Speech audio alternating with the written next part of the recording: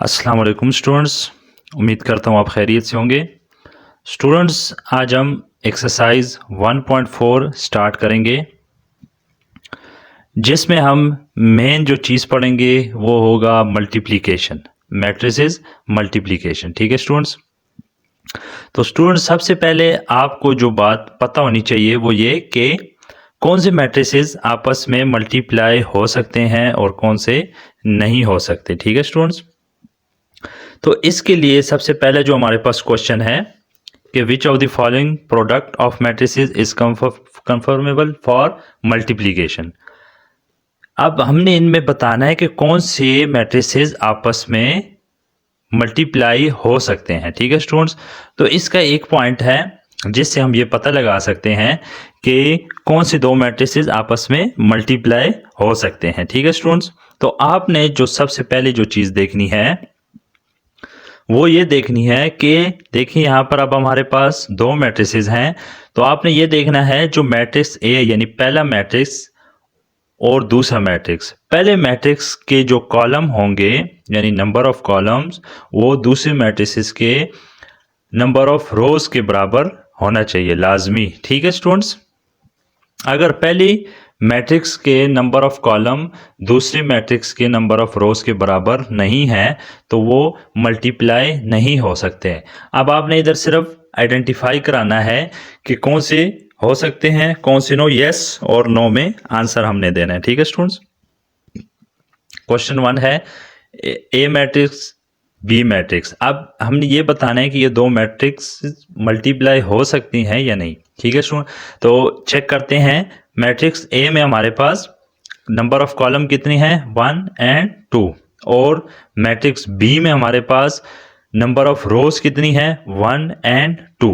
तो ये आपस में मल्टीप्लाई हो सकते हैं। आपने जस्ट यस लिख देना है। ठीक है स्टूडेंट्स।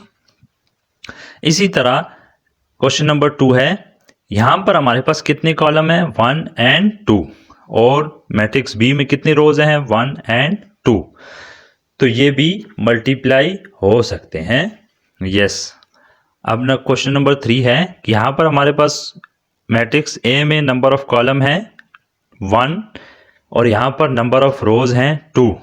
तो यहां पर कॉलम 1 है तो रोज भी 1 होनी चाहिए। तो ये नहीं हो सकती, ये मल्टीप्लाई नहीं हो सकती, नो लिख देना। ठीक है। इसी तरह क्वेश्चन नंबर 4 में हमारे पास कितने कॉलम है 1 एंड 2 और यहां पर रोज कितनी है मैट्रिक्स बी में 1 एंड 2। तो ये भी हो सकती है मल्टीप्लाई। लास्ट जो पार्ट है इसका, मैट्रिक्स ए में कितने नंबर ऑफ कॉलम है 1 2 3 और नंबर ऑफ रोज कितनी है 1 2 एंड 3। तो ये भी मल्टीप्लाई हो सकते हैं। ठीक है स्टूडेंट्स। इसमें जस्ट आपने यस और नो में आंसर देना है।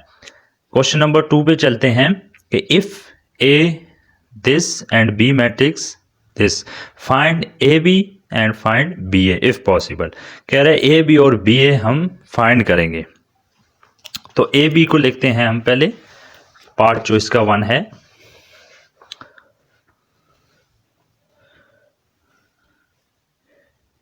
ए आपके पास है 3 - 1 0 2 और बी आपके पास है 6 5। ठीक है स्टूडेंट्स।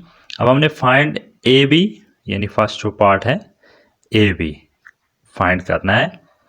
तो ए आपके पास क्या है 3 - 1 0 2 और बी आपके पास है 6 5। स्टूडेंट्स, ये लिखने के बाद सबसे पहले जो आपने जो चीज़ देखनी है वो ये देखनी है कि ये दो मैट्रिसेस आपस में मल्टीप्लाई हो सकते हैं कि नहीं। तो हम किस तरह चेक करेंगे, जिस तरह हमने क्वेश्चन नंबर 1 में चेक किए कि मैट्रिक्स ए के जो नंबर ऑफ कॉलम हैं वो मैट्रिक्स बी के नंबर ऑफ रोज के बराबर होने चाहिए, इक्वल होने चाहिए। यहाँ पर नंबर ऑफ कॉलम कितने हैं 1 एंड 2 और number of row matrix B में 1 एंड 2।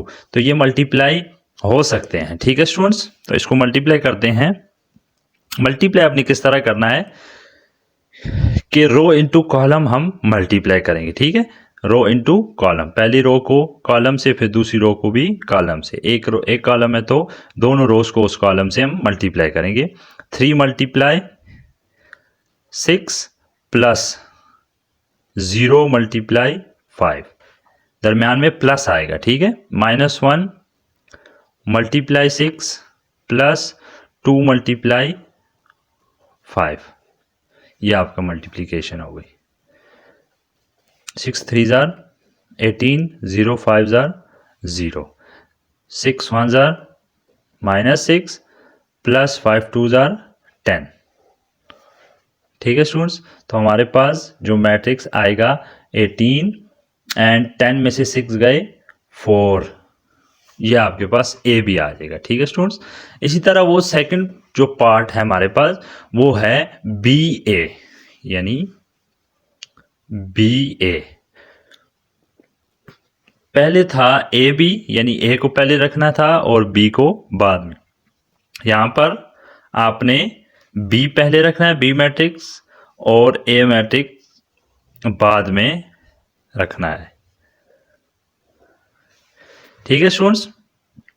अब यहां पर भी सबसे पहले आपने देखना है कि ये दोनों मैट्रिसेस मल्टीप्लाई हो सकती हैं कि नहीं। देखें, फर्स्ट मैट्रिक्स का नंबर ऑफ कॉलम कितने हैं 1, और मैट्रिक्स बी के नंबर ऑफ, यानी जो सेकंड मैट्रिक्स है उसके नंबर ऑफ रोज हैं 2, तो 1 एंड 2 आपस में मल्टीप्लाई नहीं हो सकते, ठीक है। यहाँ पर नंबर ऑफ कॉलम दूसरे के नंबर ऑफ रोज के बराबर नहीं है, तो ये नॉट पॉसिबल हो जाएगा, ठीक है स्टूडेंट्स।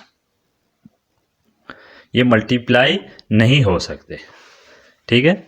नेक्स्ट क्वेश्चन नंबर 3 की तरफ चलते हैं।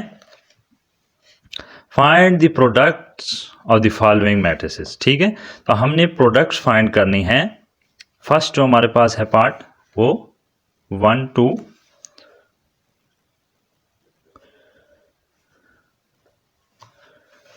1 2 4 0, इनको मल्टीप्लाई किस तरह करेंगे स्टूडेंट्स, रो इनटू कॉलम हम मल्टीप्लाई करेंगे, ठीक है। रो इनटू कॉलम देखें यहां पर है ही रो इनटू कॉलम, तो ये मल्टीप्लाई किस तरह होगा 1 मल्टीप्लाई 4 प्लस 2 मल्टीप्लाई 0, तो 4 1 जार 4 प्लस 0 2 जार 0, ये आ जाएगा 4, जस्ट ये 4 आपके पास इसका आंसर आ जाएगा, ठीक है स्टूडेंट्स। क्वेश्चन नंबर 2 है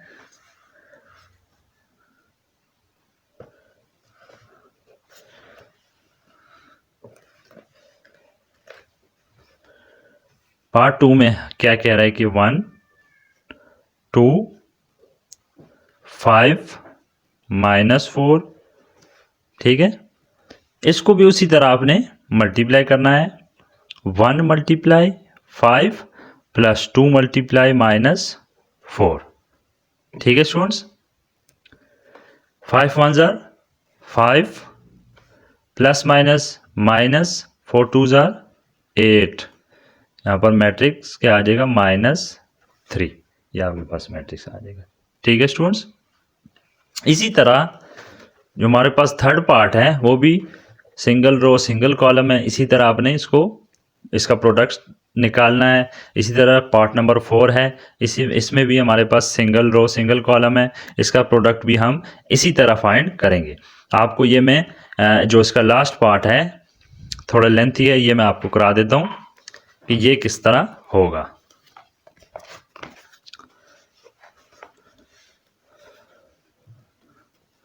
जो लास्ट पार्ट है क्वेश्चन नंबर 3 का वो है 1 -3 6 2 0 -1 4 0 5 -4, ये प्रोडक्ट है। इसका प्रोडक्ट फाइंड करना है हमने। देखिए वहां पर सिंगल रो सिंगल कॉलम था, बस उसको हम डायरेक्ट मल्टीप्लाई करते थे। यहां पर देखें 1 2 3 रोज हैं, ठीक है, और यहाँ पर 2 कॉलम्स हैं, तो रो इनटू कॉलम हम अब पहली रो को हम पहले कॉलम से करेंगे, दूसरी रो को भी पहली कॉलम से, और तीसरी रो को भी पहली कॉलम से। इसी तरह हम फिर तीनों रोज को नंबर 2 कॉलम के साथ उसी तरह हम मल्टीप्लाई करेंगे। तो चलते हैं, करते हैं start. 1 multiply 4 plus 2 multiply 0, 2 multiply 0। इसी तरह सेकंड रो को इसी कॉलम से करेंगे। -3 multiply 4 plus 0 multiply 0, 6 multiply 4 plus -1 multiply 0। तीनों रोज को इस कॉलम के साथ हमने मल्टीप्लाई कर दिया। इसी तरह जो तीनों रोज हैं इसको दोबारा अगेन जो हमारे पास सेकंड कॉलम है उसके साथ मल्टीप्लाई करेंगे। 1 multiply 5 plus 2 multiply -4 -3 multiply 5 plus 0 multiply -4, 6 multiply 5 plus -1 multiply -4। ठीक है स्टूडेंट्स, अब इनका प्रोडक्ट निकालें। अब देखिए 4 1s are 4, 2 0s are 0, -3 multiply 4 -12 plus 0 multiply 0, 6 4s are 24 plus minus 0 1s are 0, 5 1s are 5 plus 2 multiply 4 यानी प्लस माइनस हो जाएगा। 4 2s are 8, 5 3s are 15, 4 0s are 0 plus minus 6 5s are 30 minus plus plus plus plus 4 1s are 4। तो हमारे पास क्या matrix आ जाएगा? 4 -12 24 -3 -15 and 34। ये आपके पास product आ गया है इस क्वेश्चन का। ठीक है स्टूडेंट्स, हमारे क्वेश्चन नंबर 3 कंप्लीट हो गया। ठीक है स्टूडेंट्स, इसी तरह अगर हम ये क्वेश्चन देखें, क्वेश्चन नंबर 4 में भी हमने मल्टीप्लाई ही करना है। तो इसका जो फर्स्ट पार्ट है वो बिल्कुल सेम इसी तरह ही है जो हमारा क्वेश्चन नंबर 3 का लास्ट पार्ट था। ठीक है स्टूडेंट्स, तो आप कोशिश करें कि इसको सॉल्व कर लें। ठीक है स्टूडेंट्स, तो यहाँ तक आज जो मैं समझता हूँ कि काफ़ी है। तो इंशाल्लाह जो हमारी नेक्स्ट वीडियो होगी उसमें हम ये एक्सरसाइज कंप्लीट करेंगे। ठीक है स्टूडेंट्स, तो उम्मीद करता हूँ आपको तमाम क्वेश्चंस समझ आ गए होंगे। अपना बहुत ज़्यादा ख्याल रखिएगा। मुझे दीजिए इजाज़त। अल्लाह हाफिज़।